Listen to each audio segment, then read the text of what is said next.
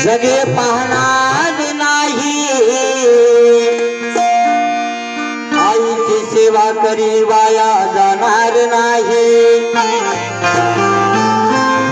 खरंच आईशिवाय कोणी जगे पाहणार नाही आणि आईची सेवा करी तो वाया जाणार नाही।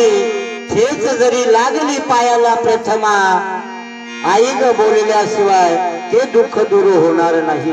अशी आई या शब्दामध्ये ताकद आहे। चालताना पायाला ठेच जरी लागली आणि आपला बोटा अंगठा फुटून रक्तबंबाळ जरी झाला तरी आपल्या तोंडातून पहिला शब्द निघतो तो म्हणजे आई ग। आई हा शब्द आपल्या तोंडातून निघाल्या आपल्या पायाच्या 50% वेदना कमी होतात। इतका आईच्या नावामध्ये प्रेम दडलेला आहे, इतकी माया आहे। म्हणून म्हणायचं आहे काय, सर्व काही नातलग सुखामध्ये येतील मात्र दुःखामध्ये केवळ आपली आई आणि वडील असतात। आणि ते दोन मूर्ती जर आपल्या हातून निघून गेले तर पुन्हा आई वडिलाचं प्रेम मिळणार नाही। म्हणून या गीताचे कवी लिहितात काय, सुखा धावतील सारे दुःखाला ती आई, सुखा धावती सारे दुःखाला ती आई,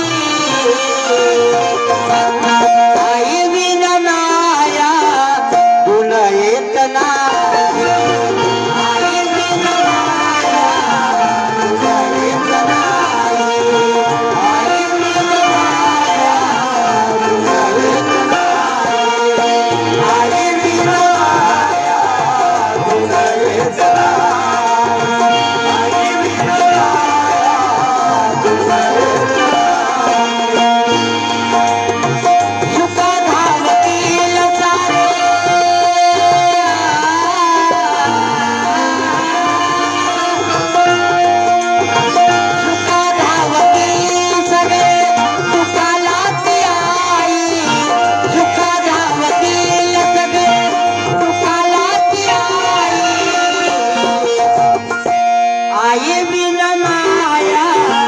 तुल येत नाही, आई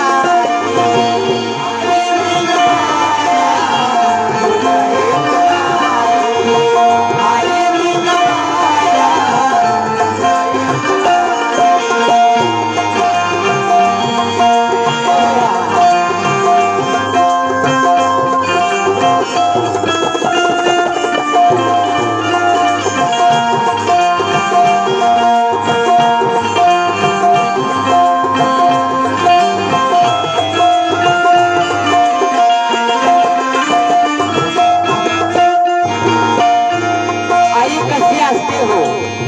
आई म्हणजे दुधावरची साय असते, वासराची गाय असते, पारसाची हरणाचं पाडीस असते, अशी ती आई। आणि जर एकदा तिचा जिव्हाळा आपल्या जीवनातून आटला तर पुन्हा तिचा जिव्हाळा तिची माया आपल्याला मिळणार नाही। म्हणून या आईने 4 मुलीला आणि 1 मुलाला जन्म देऊन त्यांचं लालन पालन केलं, लहानाचं मोठं केलं आणि चांगल्या मार्गी लावला, अशी ती प्रेमळ आई। म्हणून म्हणायचं आहे काय, आमच्या आईने आमच्यासाठी काय केलं हो, हाताचा पाय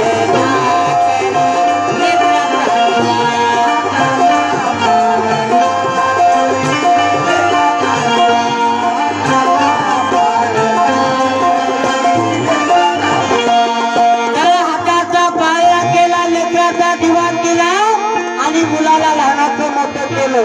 आपण पोटभर भाकर खाली पण मुलांना पोटभर भाकर चाली ती म्हणजे आई। बोला बोला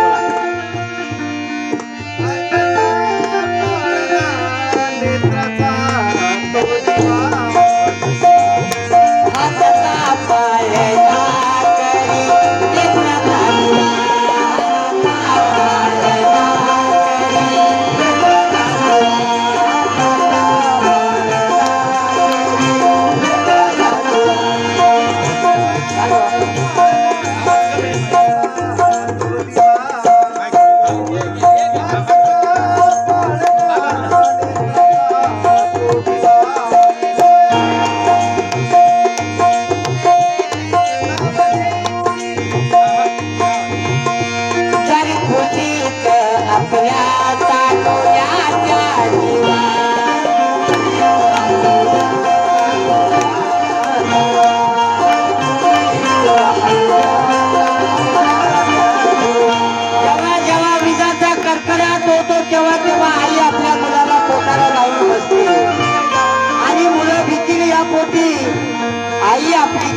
येते ती म्हणजे आई. खरंच आम्ही लहान लहान भावंड उन्हामध्ये खेळत असताना आईनं आम्हाला पाहिलं आणि आम्हाला प्रेमाने अशी हाक मारली, उन्हात मरू नको सावलीत मर, अशी हाक मारून आम्हाला घरी बोलावलं. मर या शब्दामध्ये आईचा जिव्हाळा, आईचं प्रेम, आईचं नातं होतं. म्हणून आईचे जिव्हाळा सादर करत आहे, म्हणत आहे काय? हाताचा पाळणा करी नेत्राचा दिवा, हाताचा पाळणा करी नेत्राचा दिवा,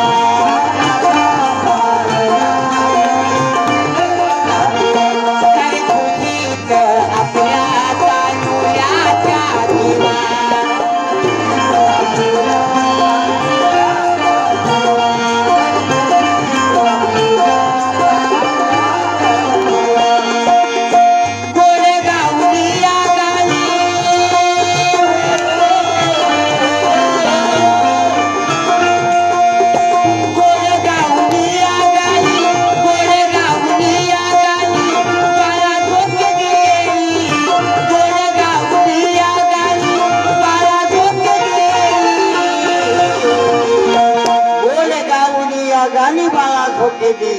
जेव्हा जेव्हा आम्ही लहान लहान असताना आमची आई आम्हाला पाळण्यामध्ये घालून अंगाई गीत गायची आणि केव्हा झोप लागायची आम्हाला कळायचं नाही. असे ते बोल अंगाई आज आमच्या कानी पडेल का? म्हणून या आईची मुलं म्हणतात काय? हाताचा पाळणा करी नेत्राचा दिवा, हाताचा पाळणा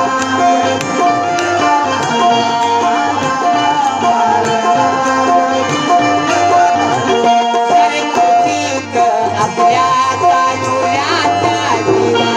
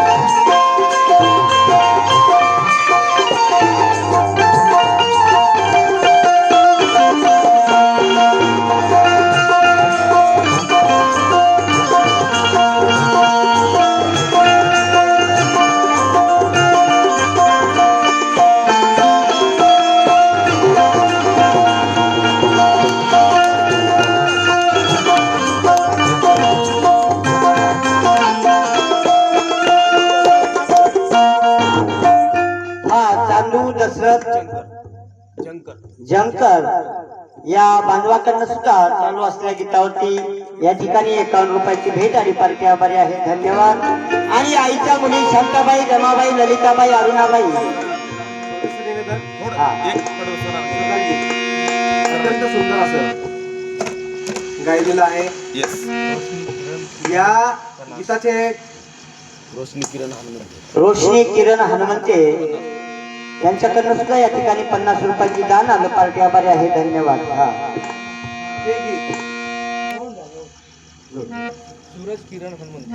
सूरज किरण हनुमंते यांच्याकडनं सुद्धा 50 रुपयाचं दान आलं. पार्टी आभारी आहे. धन्यवाद.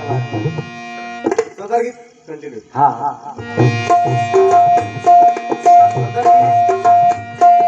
आम्ही अत्यंत लहानपणापासून ऐकतोय या गीताचे लेखक माझ्या अत्यंत जिव्हाळ्याचे, जवळचे आणि माझे वडील, वडिलांचे मित्र बाबुरावजी फुलारी जे आज हयात नाही.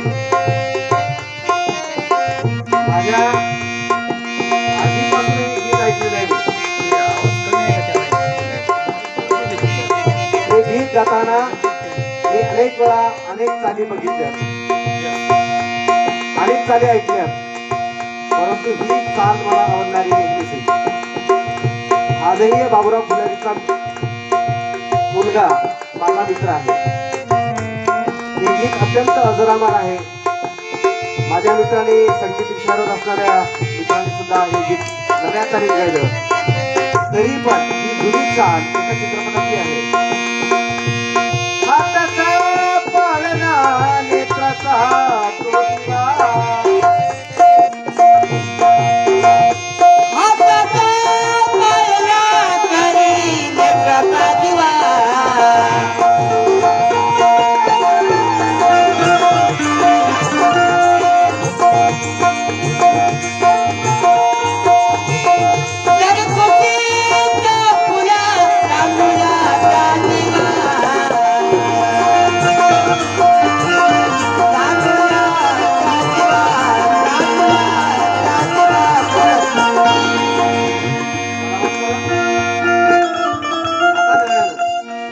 या गीतामध्ये थोडेफार बदल होत होत पुढे आले. एक एक शब्द वाढत गेला. नव्या काय कवीने गायकांनी यामध्ये काही अनेक शब्द वाढवले. हे मूळ गीत माझ्याकडे आत्ताही आहे, आत्ताही आहे आणि हे मी नेहमीसाठी अत्यंत माझ्या जिव्हाळ्याचं आहे. माझ्याच नव्हे तर अनेकांच्या तर प्रत्येकाच्या जिव्हाळ्यातलं हे गीत आहे. आई हा विषय फार मोठा आहे. विश्वाला जगवणारी आई, आम्हा तुम्हाला जगवणारी आई, अशी ही आई त्या कवीने एवढं सुंदर लिहिलंय. दादाला मी गायला सांगितलं. कारण की आईची मुलं म्हणतात काय, धन्यवाद करतो साहेबांचं. असो किती जरी लाडका मी तिला नाव घेऊन हाक मारी गुलाबाच्या फुला. खरंच आमच्या आईने आधी आमच्यावरती कधी रागवलेलं नाही. प्रेमाने आम्हाला हाक मारली. हाक मारताना म्हणायची काय की माझ्या गुलाबाच्या फुला. खरंच इतकी प्रेमळ हाक आज आमच्या कानी येईल का. म्हणून सर तुमच्या चालीमध्ये गाण्याचा प्रयत्न करतो, पण कदाचित काही कमी पडेल. आपल्याला गोड मानून घ्यावं एवढीच माझी विनंती आहे. मी म्हणत आहे काय,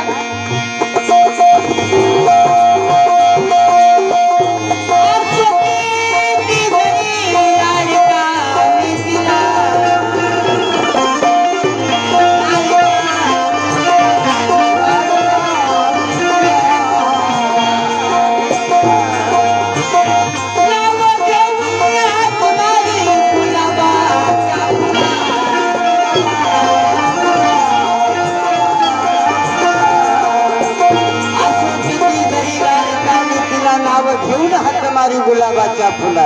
खरंच आई, आई काय असते हो, लंगड्याचा पाय असते, फुल्याचा हात असते आणि आंब्याचा डोळा असते. अशी ती आई एकदा आपल्या जीवनातून गेल्याच्या नंतर कितीही धनदौलत, किती पैसा ओतला तरी आईचं प्रेम, आईचा जिव्हाळा, आईची माया मिळणार नाही. म्हणून म्हणायचं आहे काय, आज किती जरी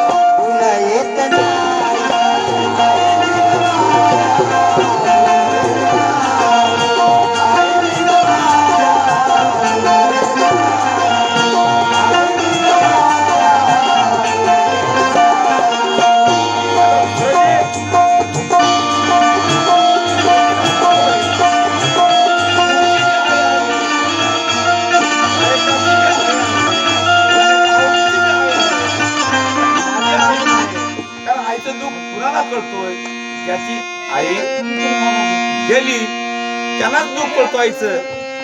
पण हे आई गेल्याच्या नंतर दुःख कळण्यापेक्षा आई अगोदर दुःखाची असताना. जर जाणीव जर करण्याचा प्रयत्न केला तोच खरं. आणि तुमच्या तिघाची आई आहेत. माझे वडील बी गेले, आई गेले, काकांचे वडील गेले, त्यांचे वडील गेले, आई आहेत. पण आईची जाणीव कोणाला कळतोय? सर ज्याची आई गेली तेव्हा आईचं खरं समजतो की बुवा आई काय होती आणि आम्हाला कशी ओळखायची. मी जर वेळेला जर घरी गेलो नसलो अशा पद्धतीचं माहिती कमी आहे.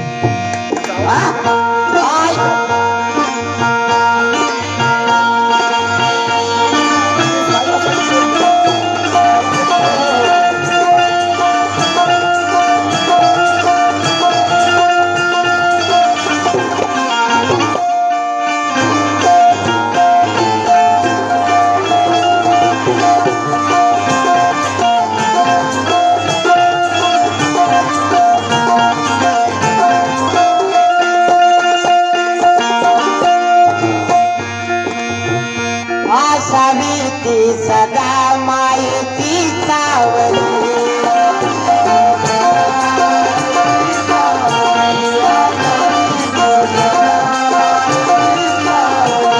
जीवनाचा पहिला गुरु म्हणजे आई. बोटाला धरून चालणं शिकवते ती म्हणजे आई. लिहायला वाचायला शिकवते ती म्हणजे आई. लहानाचं मोठं करते ती म्हणजे आई. खाऊ पिऊ घालते ती म्हणजे आई. म्हणून जीवनातला पहिला गुरु आई. म्हणून काय म्हणायचं आहे?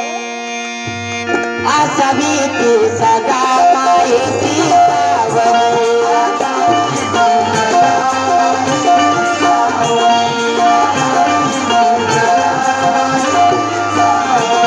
जय का आई एकदा आपली लोकली.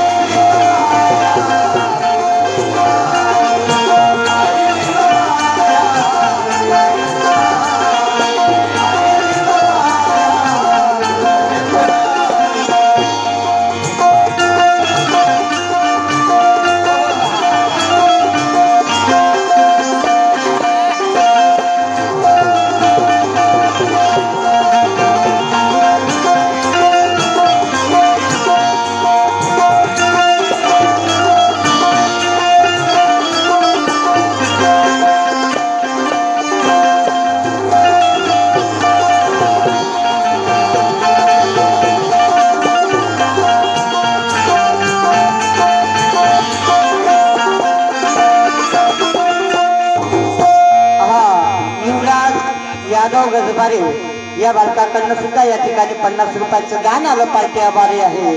आईचा जिव्हाळा, आईचं प्रेम, आईची माया म्हणते काय? दिल काळीज काढून बाळा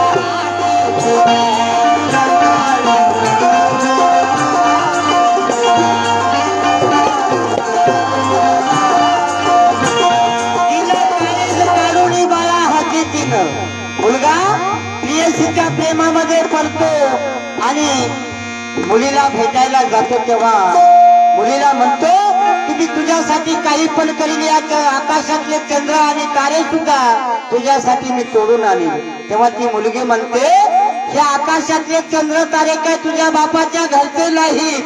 तुला आणायचंच असेल तर तुझ्या आईचं काळीज मला आणून दाखव. तेव्हाच मी तुझ्यावरती जीवापाड प्रेम करते असं गृहीत धरल्या जाईल. तेव्हा मुलगा धावत धावत आईकडे जातो आणि आईला म्हणतो आई मला तुझं काळीज हवं आहे. तेव्हा आई मोठ्या उदार अंतकरणाची बाळाच्या सुखासाठी बाळासाठी आईचा जीव काहीच नाही. म्हणून आई म्हणते काही हरकत नाही बाळा तुला माझं काळीज हवं आहे ना खुशाल घेऊन जा. तो तिथला सुरा घे आणि माझ्या उरामध्ये हाण. आणि माझं काळीज तू सावकाश घेऊन जा. जात असताना गडबड करू नको, धावू नको, पळू नको असं आई समजावून सांगते. पण मुलगा त्या प्रेयसीच्या प्रेमामध्ये पडलेला असतो. आईचं काळीज काढतो आणि काढल्या तळ हातावरती घेऊन दुडू धावत धावत धावत त्या प्रेयसीकडे जात असताना रस्त्यांमध्ये ठेच लागून उबडा पडतो. काळीज एका बाजूला, मुलगा एका बाजूला. तेव्हा काळीज काय म्हणतं, बाळा तुला लागलं तर नाही ना. आईचं काळीज सुद्धा बोलू लागलं. इतका आईचा जिव्हाळा, इतके आईचे प्रेम, आईचा माया. म्हणून म्हणायचं आहे काय, दिल काळीज काढून